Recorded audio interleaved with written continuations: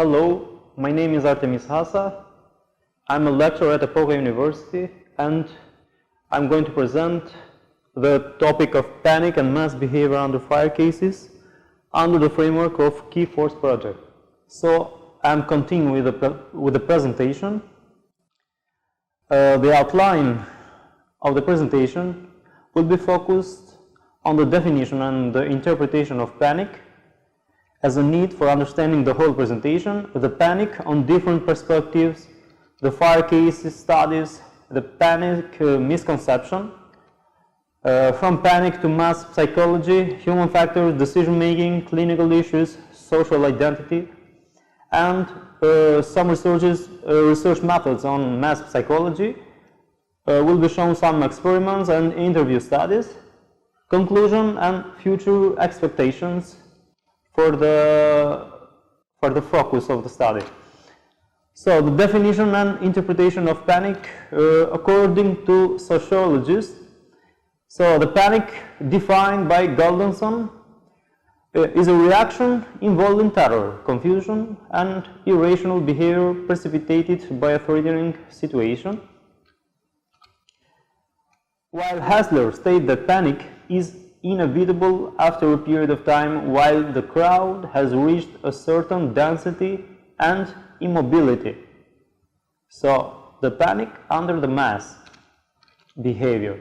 What mass panic is, while the instinct will overhaul socialized responses and the social norms will break down as personal survival becomes the overriding concern in the mass panic case, and selfish and competitive panic behavior such as pushing and trembling others to reach their own safety.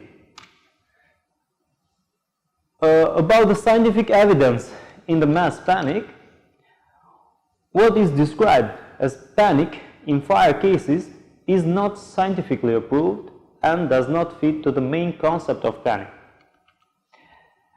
So there exists a large disparity in the perspective of people who use the concept of panic to judge the appropriateness of someone's behavior. Here will be shown 4 different perspectives from the main actors that influence the conception of panic, which are the media perspective, the cinema effect, the individual's own perspective, and the professionals and expert perspectives. In the media, the dramatizing and exaggerating the cases is the main concern, and while the journalists report, they have the tendency to direct the questions including the panic as a keyword in their question, like how could you manage the panic and so on. While in the cinema effect, the dramatic mass panic scenes portraying hysterical behavior of people are prevailing, nourish wrong public imagination on fire cases. So media perspective and cinema effect are feeding this misconception of panic. Individual's perspective, they try to use word panic while interviewing where only fear is evident and irrational behavior. Fire engineers and firefighters have the tendency to attribute the fault of tragedies to panic. But is it really panic? What we saw in those 4 perspectives, is it really panic or it's only a flight behavior? So the panic is very rare occurring, or the case is misinterpreted and reported as panic while it is not, and the people explain some situation of stress, anxious and fearfulness as panic, while it is only a normal reaction of human behavior in cases of fire. So there is also a case study here. While a fire is happened has happened in a home, and the woman or the mother of the children is trying to go out together with their children in a really very quick manner in order to save them, and the people that saw all this occurrence tried to explain all the situation, like the woman got panicked and tried to catch their children and together with them to go out, but really the case is not for the panic, but it's a normal behavior under the, let's say, the threatening that comes from the fire. And so this is commonly confused with the flight behavior under certain circumstances. Here we are going to present some case studies that mainly the panic has been blamed as the inducer of those tragedies. So the first one is the Beverly Hills Superclub fire, where 300 dead, and the media put the blame on panic in this case. So here we are going. We see some photos after the fire has been stopped by the firefighters, and the second case study is on Stardust nightclub fire in Ireland in 1981. 48 people killed and over 200 injured, and again the fault remained on panic, while here the main let's say the main cause of the fire was not the panic, but was the planification, the materials, the low standard materials that were very flammable and got fire very quickly and didn't leave too much time for the people to evacuate the building. The Gothenburg discotheque fire in Sweden, here the case again tries to blame the panic. So the media tries to blame the panic, while the discotheque was overcrowded with people over the norms that were stated for the building. The World Trade Center attack, even here in the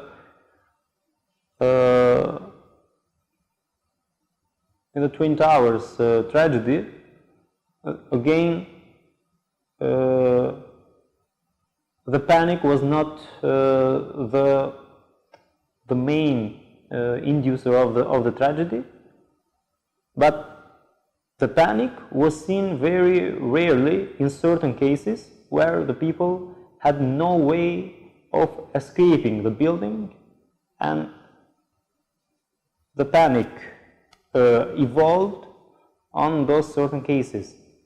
But most of the time the people show social norms and try to incorporate within the situation and to help each other for the evacuation. While in Lowenbrau-Keller in Germany, where 11 people died and 250 injured, the main problem was that the people were not informed about the emergency exits, and all of them stuck to one of the entrances of the exits of the building, and that was the main inducer, the main cause of this tragedy. But again, the media and even the experts on that time tried to give the blame, or to put the blame on panic again.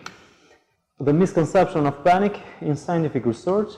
So until 70s, the literature and scientific research mainly blaming the panic as the main inducer of the tragedies and the fire cases, disasters.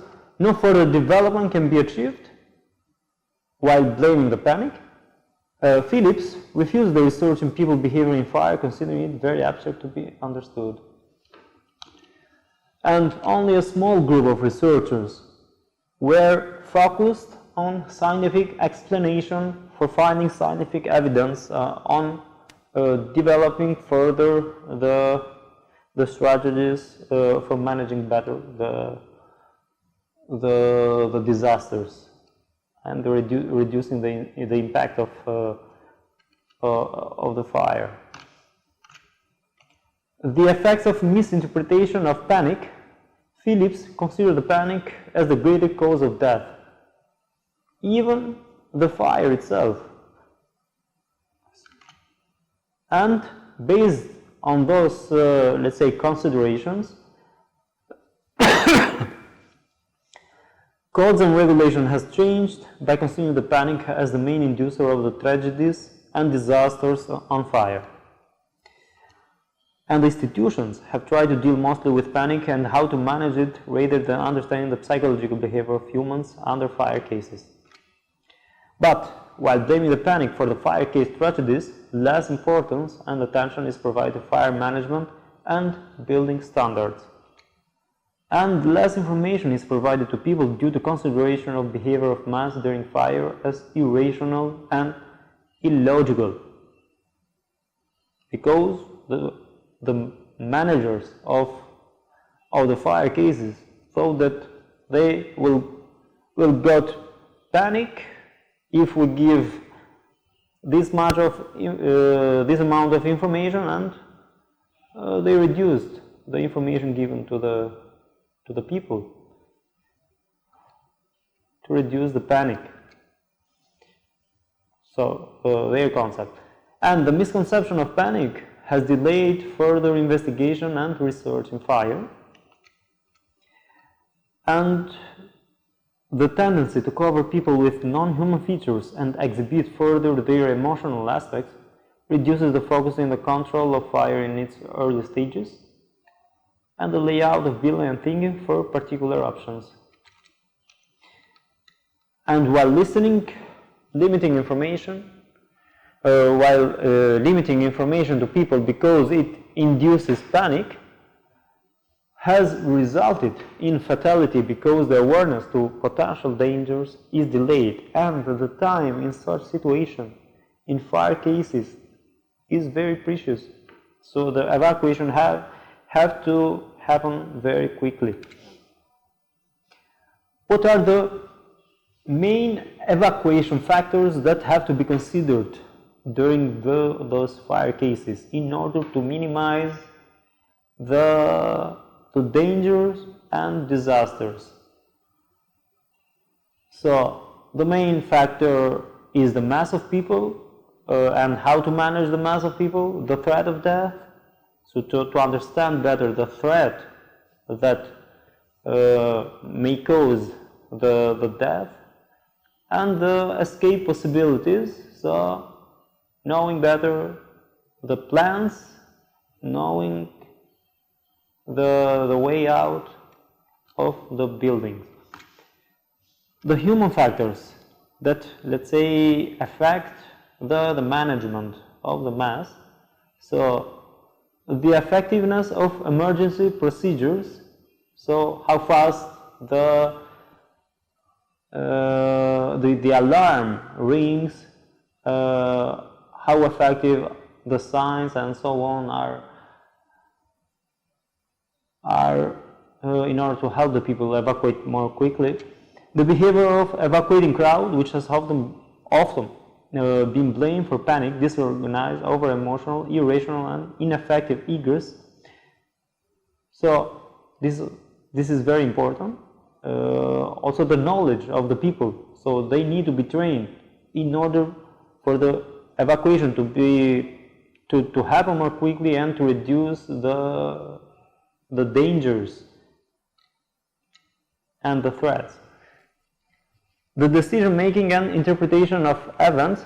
So there exist people that underestimate the portrayed dangers that comes for the fires, and they tend to, let's say, to finish their work in a working environment and so on, while the case is that they have to evacuate quickly.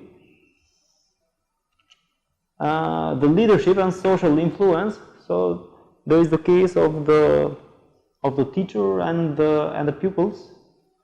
So the pupils, the children, have the tendency to follow their teacher, and in such cases the teacher need to be equipped with the proper knowledge in order to be more effective for the evacuation of their own classes. The decision making. Seriousness of threat and urgency of situation influence the rapidity of response. So people often assume that equipment is simply being tested. It is a malfunctioning or is just a test, a drill. And they don't show the proper response. Mechanism of warning affects the interpretation of the event. So people often do not recognize the emergency or act quickly enough because they are not trained properly for the fire cases evacuation. But what can be some of the clinical issues that affect the evacuation? The freezing, which is the potentially dangerous as it because the freezing can prevent appropriately urgent flight action. So the people freeze, like they do not show a quick response to the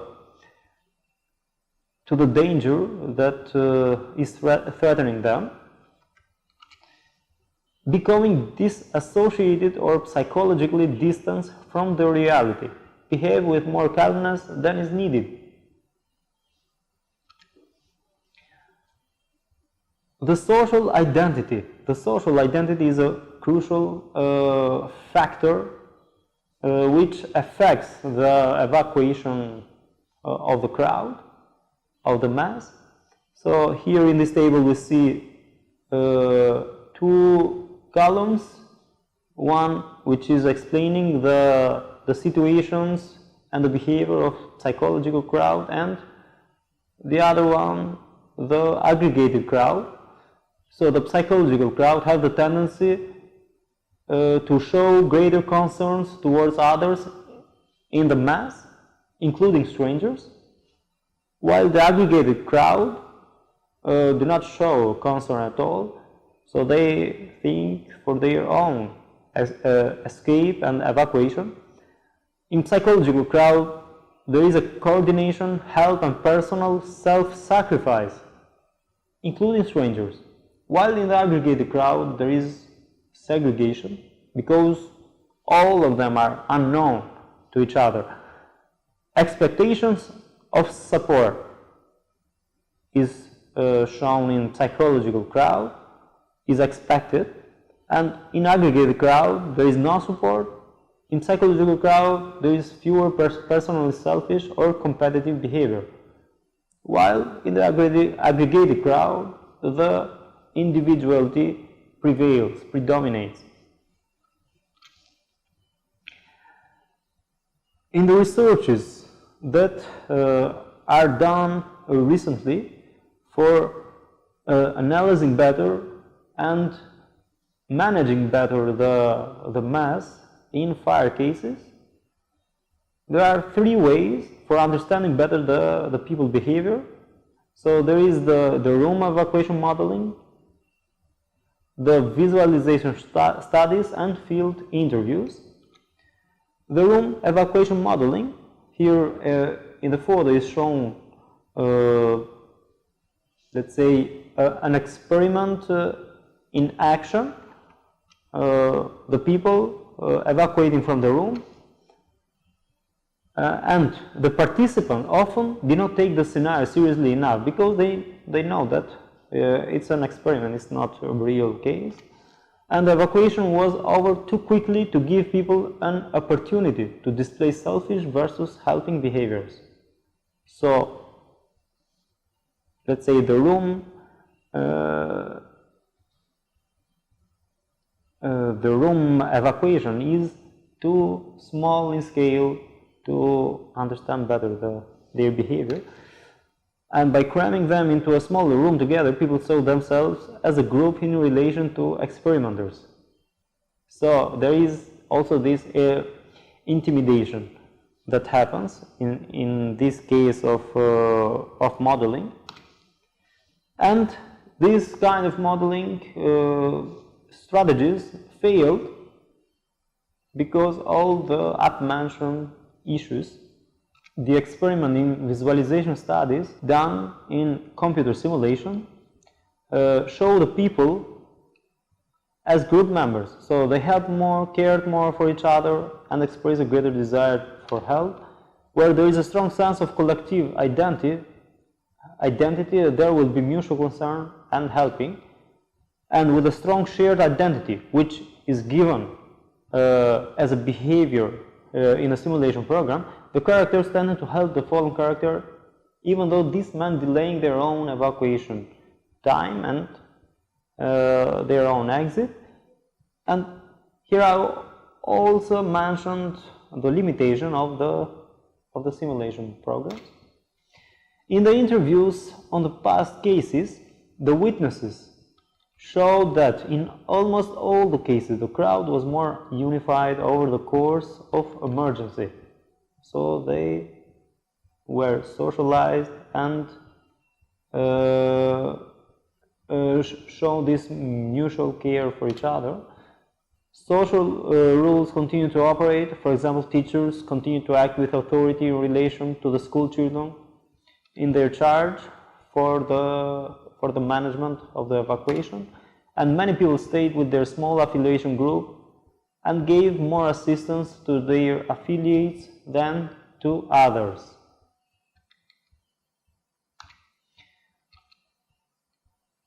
And they showed that there was no mass panic in such cases. Individuals' feelings of fear, of distress, people screaming or crying, and did not spread to others, so they remained in individuals. No widespread, uncontrolled, competitive, irrational, and personally selfish behavior was seen and was shown by the witnesses. There is the cause of unity, so they had the common shared fate in such case, which is another factor which helps and contributes in the mass evacuation. And the effects of unity display this mutual concern and helping of each other. Conclusions. The studies into fire disaster consistently find that altruistic behavior is the norm, not selfish behavior. Management should consider the people as ally to help in evacuation rather than irrational mass. So they need to provide to the evacuation crowd the proper information in order to precipitate the evacuation time, to reduce the evacuation time, in order to help the people and to help each other, both the parts. Information is the key to a successful building evacuation. during the emergency. So the proper info in the right way at the right time. And the media plays a key role on reduction of panic impression. Expectations for further improvements. So there is a need for identification of factors which lead to panic and measuring its level and how to overcome it. Need for demystification of panic concept. Much effort should be made in developing computer models for evacuation simulation and design properly the space in accordance with evacuation standards, and work further in limitations that those programs possess till now. Thank you for your attention.